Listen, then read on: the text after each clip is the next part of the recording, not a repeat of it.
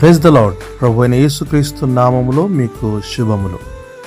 ఈ దినం కొరకైన దేవుని వాగ్దానము, మీకు అసాధ్యమైనది ఏది ఉండదని మీతో చెప్పుచున్నాను. మత్తయి సువార్త 17:21. యేసుక్రీస్తు ప్రభు ఈ లోకంలో ఉన్నప్పుడు ఎన్నో ఉపమానాలు ప్రజలకు అర్థమయ్యే రీతిలో బోధించారు. అవి నేటికి మన మధ్యలో పరిశుద్ధ గ్రంథంలో రాయబడి మనచే చదవబడుచున్నను వాటిని అర్థము చేసుకోలేని పరిస్థితుల్లో మనం ఉన్నాం. మన దేవుడు సర్వశక్తిమంతుడు.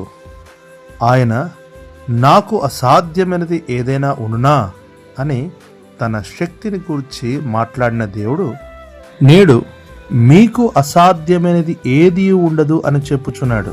అనగా శక్తిమంతుడైన దేవుడు మనలో ఉండి మన ద్వారా తన శక్తిని బయలుపరచాలని ఇష్టపడుచున్నాడు. ఆయన అలా చేయగలడు కూడా.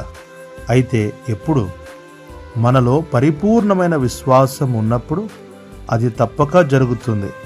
విశ్వాసము దేవుని గూర్చిన మాట వలన కలుగుతుంది. దానికి తోడు మనము చేయు ప్రార్థన దేవుని గొప్ప కార్యములు పొందుటకు అవకాశమున్నది.